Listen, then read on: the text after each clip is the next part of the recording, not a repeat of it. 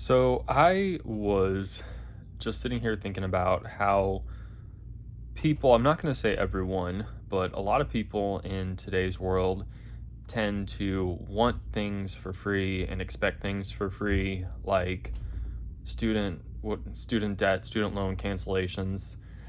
They want their student loans canceled. And then I'm kind of like, well, what about the people who worked hard and worked multiple jobs and pay back their student loans? Like, yeah, it's an uncomfortable thing maybe to have to pay back, but and this isn't limited to just student loans. I'm using that as an example, but people don't know how to accept the fact that this world is not always comfortable. Like, this world is not always comfortable, and I feel like the more time goes on, I really see a trend of society in general sort of making allowances for people who feel entitled. And this might be just me, but I feel like way back when, when someone said, "Oh, yes, I hate when people feel entitled," it used to kind of have like the mindset of, like a rich, snobby kid or something like that, who maybe, or a spoiled kid or whatnot, who maybe felt entitled because they were spoiled growing up and they had that entitlement mentality. And I guess like that image maybe like still stands, but it's almost now in society, it's almost, maybe it's always been like this, maybe it's just more noticeable to me now, but it's like you have a lot of people who want to be victims, or they want to embrace their victimhood for whatever reason. It's not fair. It's not fair.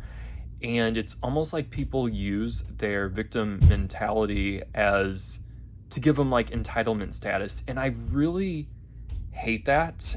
And what I also really can't stand is when, okay, so I used to be a hairstylist. I'm not a hairstylist anymore, but I used to be a hairstylist. And after I quit doing hair, I would sometimes, I didn't want to do it, but I did it for, because I needed the cash at the time.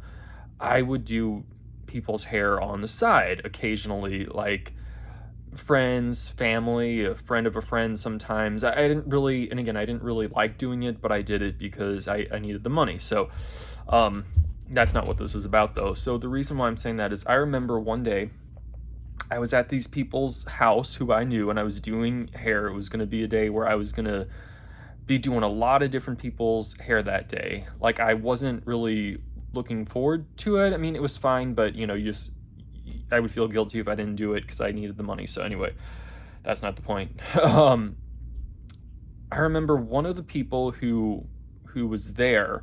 I don't know if they were just over at these people's house or if they came by, or if it just, I don't think it wasn't like they specifically came by to get their hair done. I mean, maybe retrospectively, maybe it was, but anyway, I remember I was doing hair,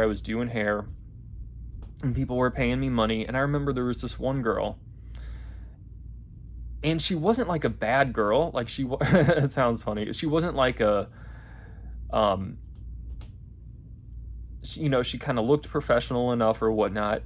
And I remember she told me a story about how she had just gotten her hair cut, and something to the extent where she was disappointed because they didn't take, she wanted 2 inches off and they only took an inch off or something like that. Or maybe, she got like 4 inches cut off, but she really wanted 5 or 6 or something like that. Like, they didn't do it exactly how she wanted it done. And she was kind of telling that story, and she was talking to me and the other people who were around. And it was, you can kind of tell when someone wants to get something out of you. Like, you can just kind of smell it a mile away.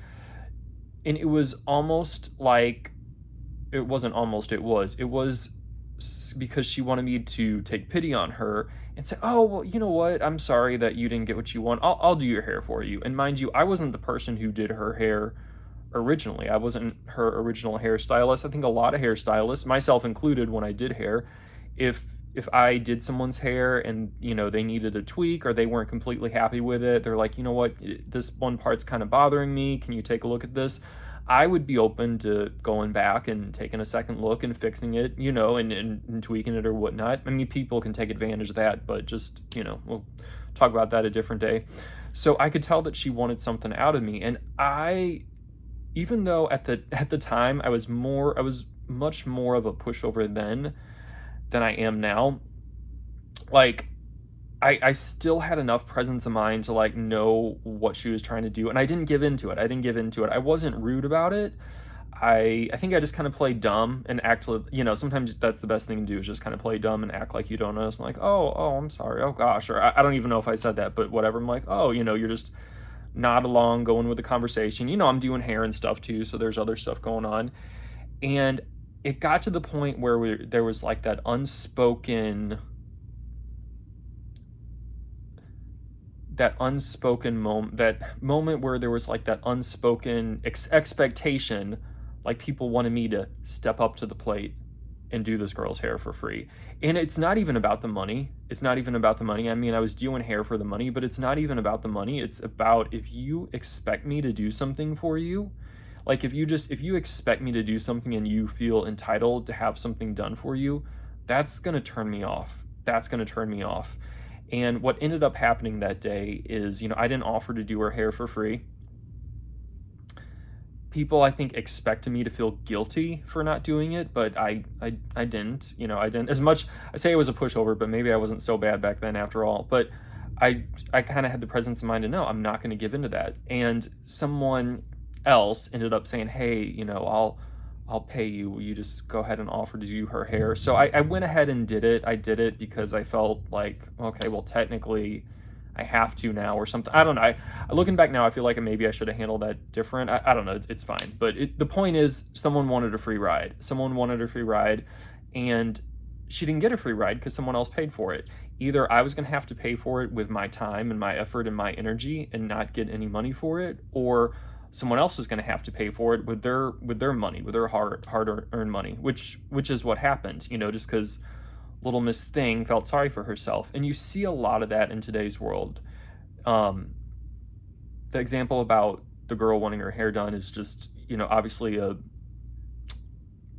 metaphor, simile, or what, I don't know, what like, it's just a metaphor for other things that go on. And it drives me crazy. And the last thing I'll say, and then I'll end it with this, is a lot of people want to feel sorry for themselves, and they want to feel like the victim, because that, in a way, alleviates the blame for them. And no one wants to face blame. I'm gonna sneeze.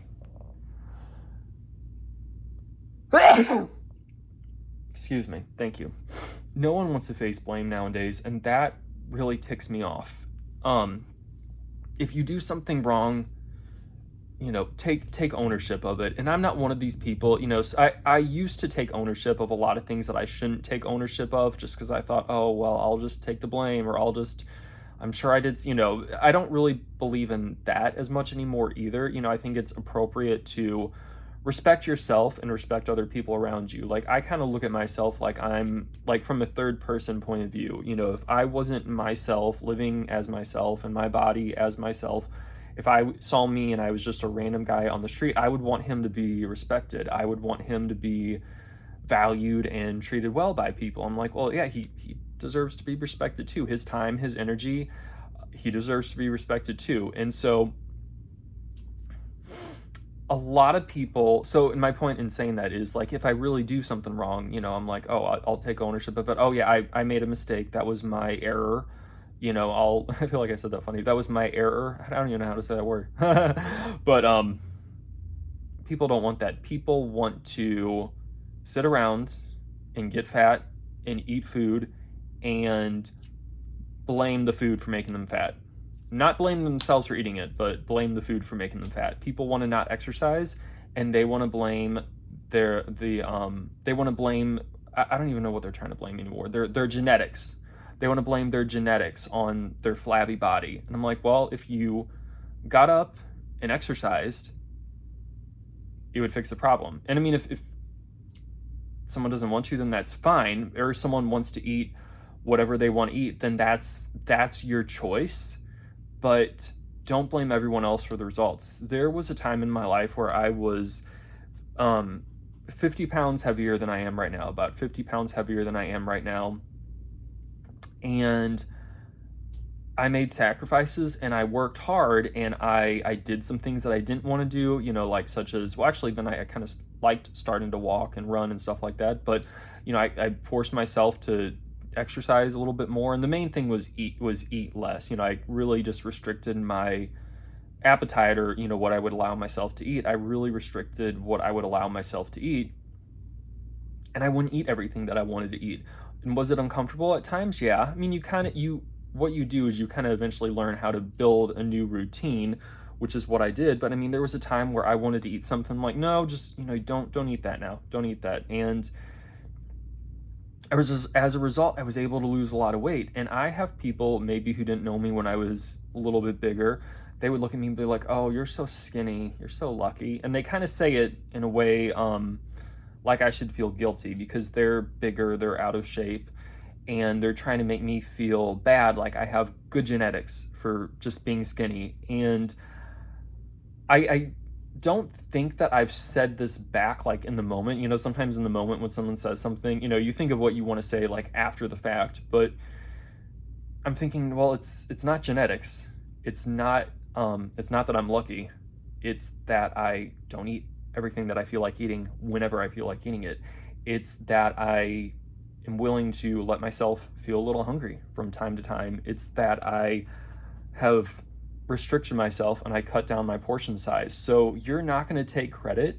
You're not going to try to act like you're a victim because you're not doing what I'm doing. And I'm not saying this is all about me and like I'm doing something great, you know, apply it to other situations, but you are not going to play a victim and act like I need to feel sorry for you, when the fact of the matter is you just don't want to be uncomfortable. You want to eat whatever you want to eat. You want to live however you want to live and do whatever you want and not do whatever you want. You don't want to be uncomfortable, and you want to cry about it, and you want to blame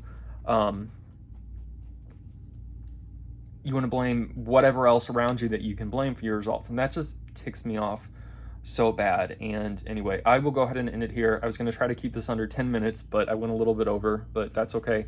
I really enjoyed our little talk today, and I will see you in my next video. Adios.